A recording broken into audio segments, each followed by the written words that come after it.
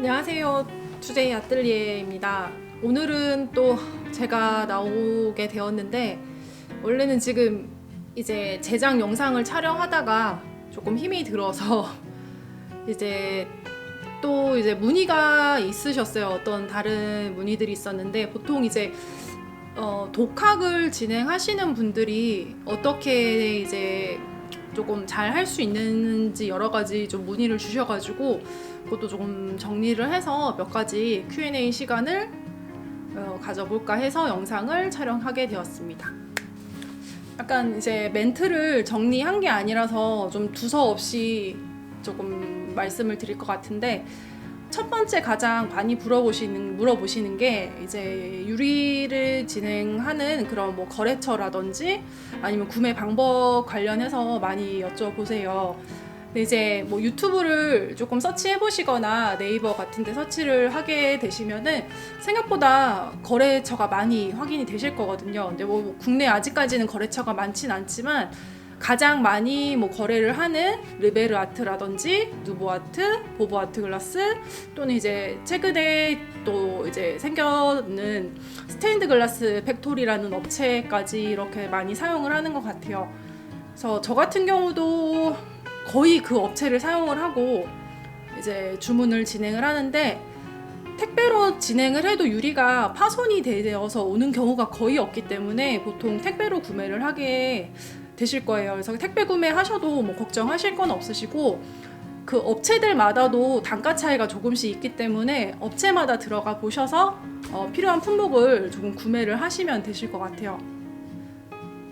그래서 가장 많이 뭐 사용을 하시는 유리칼 또는 뭐 그라인더, 유리, 그리고 뭐 인두기라든지 납, 뭐 등등 이제 테이프 등등 구매를 하실 수가 있으신데, 뭐 어느 업체께 더 좋다 뭐 안 좋다 이런 게 차이가 없는 게 거의 비슷한 품목을 판매를 하고 있어서 이제 본인한테 더 맞는 조금 제품들이 있긴 할 거예요. 특히 테이프 같은 경우도 그렇고 칼도 그런데, 저 같은 경우는 칼은 뭐 토요 제품 일제를 사용을 해보고 국내 제품을 뭐 사용을 해봐도 사실 이제 일제 제품이 확 좋다는 느낌을 못 받았기 때문에 거의 국내 제품 칼을 사용을 하고 있습니다.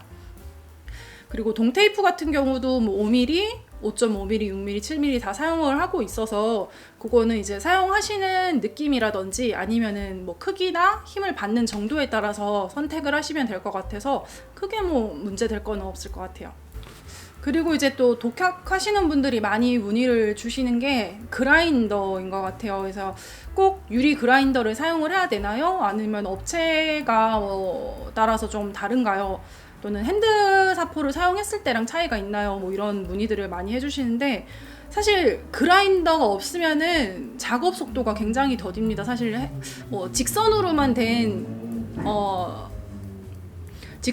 된 제품을 만드실 것 같으면은 핸드사포를 이용해서 갈아주셔도 되는데, 곡선적인 게 많은 경우에는 핸드사포를 사용했을 때 사실 두세 배, 3배 이상 시간이 더 소요가 될 것 같아요. 그리고 팔이 굉장히 사실 아프겠죠.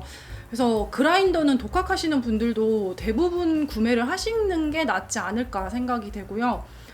그리고 이제 제품 같은 경우도 뭐 그리폰이나 더 그라인더 또는 중국 제품 이렇게 많이 사용을 하실 텐데, 이것도 사실 뭐 가성비 따지면은 중국 제품이 사실 좋아요. 사실 뭐 비트만 갈아주게 되면은 몇 년씩 사용을 하는데 크게 문제가 없어서 저는 중국 제품도 괜찮은 것 같고요. 대신 차이가 이제 그리폰이나 더 그라인더 같은 경우에는 비트를 조금 더 얇은 비트로 바꿔서 사용을 할 수가 있어서 그런 점의 장점은 있는데, 독학을 하시고 집에서 취미로 하시는 경우에는 굳이 뭐 그리폰이나 더 그라인더 필요 없이 중국산 뭐 휴대용 그라인더 제품을 사용하셔도 괜찮을 것 같습니다. 그리고 이제 많이 문의를 주셨던 게 칼을 쓰는 방향도 생각보다 물어보시더라고요. 그래서 보통 칼을 그을 때 저 같은 경우는 이제 그립을 하고 앞으로 미는 방향으로 다 커팅을 진행을 하거든요. 그런데 이제 뭐 업체마다 당기는 방향으로 커팅을 하시는 경우도 있고 미는 방향으로 하시는 경우도 있는데, 저 같은 경우는 앞으로 미는 방향이 훨씬 편하고 그렇게 이제 배웠기 때문에 앞으로 미는 건데, 이거는 정답이 사실 없는 것 같아요. 그래서 근데 이제 그리는 방향에 따라 앞으로 당기는 방향보다 이제 다 본인 쪽으로 당기는 방향보다 앞으로 미는 방향이 조금 힘이 더 강하게 들어가는 느낌이 있어서 저 같은 경우는 우선은 사실 앞으로 미는 게 훨씬 쉬운 것 같아요. 그래서 이거는 한번 본인이 사용을 해보시고 편한 쪽으로 진행을 하셔도 문제가 되지는 않을 것 같아요. 그리고 이거는 이제 제가 공방 오픈 초기에도 문의가 들어왔었고 가끔 물어보시는 경우가 있으신데, 이제 구리색 파티나를 사용했을 때 부식 색깔이 생각보다 예쁘게 나오지 않는다는 문의가 좀 있으셨어요. 그래서 이거는 이제 완성품을 제작을 하시고 세척을 진행을 하시잖아요. 중성세제로 이제 세척을 하게 되고 물기를 다 건조를 시킨 다음에 구리색 파티나를 이제 다 문질러 주시게 되는데, 그러고 나서 저 같은 경우는 우선 물로 한 번 더 세척을 하고 건조를 시킵니다. 그리고 이제 광택제를 보통 사용을 하시게 될 거예요. 이제 광택제가 보통 저는 이제 두 가지 사용을 하는데, 광택제를 사용하고 사용하지 않고 차이가 엄청 크기 때문에 색깔이 나지 않는 경우는 광택제를 쓰지 않았기 때문입니다. 그래서 이거는 광택제 사용만 해주시면은 뭐 다른 방법 없이 충분히 예쁜 구리색 컬러를 낼 수가 있어서 광택제만 구매해 주셔서 닦아 주시면 될 것 같아요. 그래서 검은색은 특별히 광택제를 저는 사용을 하진 않습니다. 그리고 또 많이 물어보시는 점이, 도안을 그려서 제작을 했는데 사이즈가 맞지 않아요 라고 말씀을 해주시는 경우도 종종 있으세요. 그 이유가 이제 그림을 그리고 나서 그대로 그냥 잘라서 사용을 하시는 경우가 있는데, 그렇게 되면은 유리가 이제 아무래도 사람이 커팅을 하는 거기 때문에 오차가 생기고 테이프 두께도 무시할 수가 없거든요. 그래서 완성품을 그리고 나서 펜선으로 완성선을 그려주고 나서 도안을 커팅하실 때 펜선은 다 날려주셔야 돼요. 그래서 펜선을 날려주고 알맹이만 쓴다는 느낌으로 도안을 이제 사용을 해주셔야 되기 때문에, 저는 도안은 이거는 이제 꼭 펜선은 없애주신다, 그렇게 생각을 해주시면 될 것 같아요. 그것만 오려주셔도 완성 사이즈에 맞게 딱 들어갈 거라고 생각이 돼요. 그리고 이제 납땜 관련해서도 물어보시고 인두기 관련해서도 물어보시는데, 인두기 같은 경우는 저는 그냥 일반 엑소 나무 인두기 100W짜리를 사용을 하고 있고요. 다른 업체나 많은 분들이 이제 엑소 전문가용 인두기를 사용을 하시더라고요. 그런데 이제 전문가용 인두기가 온도 조절이 된다는 장점이 있다 보니까 이제 온도를 조금 낮춰서 납땜을 했을 때 좀 덜 세게 사용을 하시는 경우도 있는데, 저 같은 경우는 처음부터 나무 인두기로 이제 진행을 했기 때문에 그 전문가용 인두기를 사용을 했을 때 조금 그 더딘 감이 싫어요. 사실 싫어서 나무 인두기로 좀 빠르게 작업하는 거를 좋아해서 나무 인두기를 사용을 하고 있고요. 그래서 굳이 비싼 인두기를 사용을 해야 되나, 그거는 아닌 것 같아요. 이제 처음 시작을 할 때 어떤 걸로 뭐 시작을 해도 뭐 상관은 없겠지만, 나무 인두기를 사용을 해서 좀 빠른 속도에 익숙해지면은 나무 인두기도 충분히 가성비가 좋아서 사용하시기는 괜찮으실 것 같고요. 그리고 이제 납땜할 때 너무 센다 하시는 분들은 이제 전문가용 인두기를 사용하셔서 온도 조절을 해주시면 될 것 같은데, 역시 그것도 이제 숙련도 차이인 것 같아요. 이제 조금 빠르게 납땜을 진행하면은 덜 새고 거의 새지 않기 때문에 숙련도 차이인 것 같고요. 그리고 이제 납땜이 좀 어렵다 말씀을 해주시는데, 납땜 같은 경우는 사실 저희 정규반을 진행을 하시는 분들도 가장 어려워하고 조금 속도가 더디게 느는 부분인 것 같아요. 이제 그 이유가 연습량 차이인 것 같아요. 이제 납땜 같은 경우도 그림처럼 그림도 많이 그리면 늘듯이 납땜도 많이 할수록 확실히 느는 거는 있거든요. 그래서 이거는 이제 시간이 날 때 납땜 연습을 조금 많이 해주시는 게 좋고요. 커팅보다는 납땜이 느는 속도가 훨씬 더 느는 거는 맞습니다. 그리고 이제 어느 정도 연습을 했는데도 납땜이 조금 늘지 않는다 하시면은 납땜이 사실 독학으로 했을 때 가장 조금 애매해요. 그게 어떻게 했을 때 완성도가 높아지는지 혼자 계속 진행을 했을 때, 저 같은 경우도 독학을 진행을 했을 때는 확실히 그때 만들었던 제품들이 완성도가 확실히 떨어지거든요.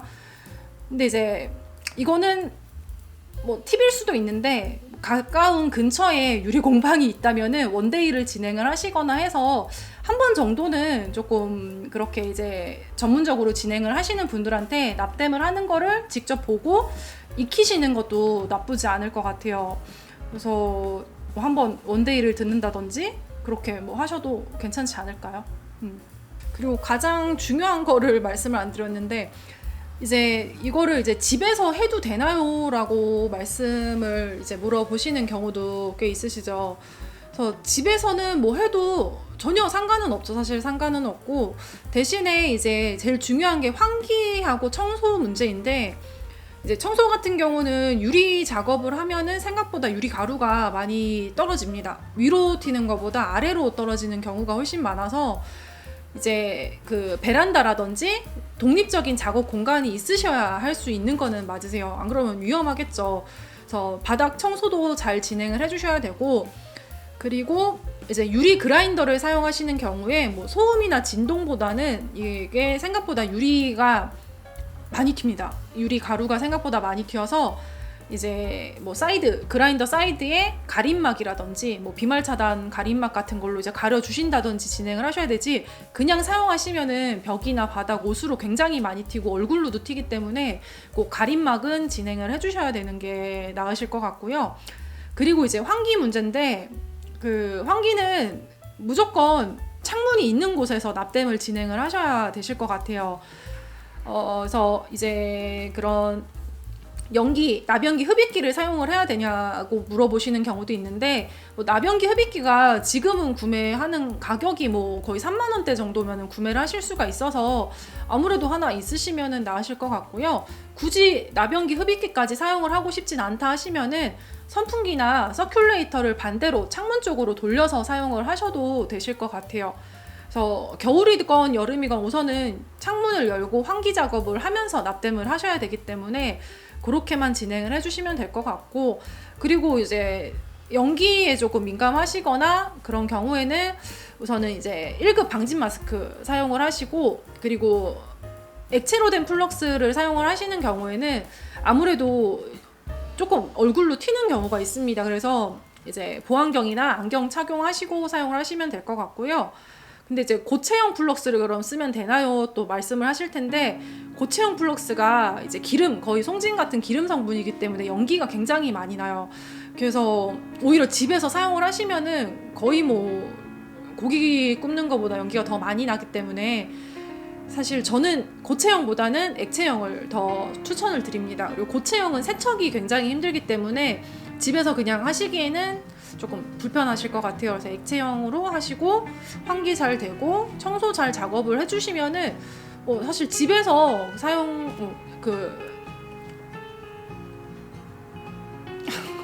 집에서 작업을 하시는 데는 전혀 문제가 없으실 것 같아요.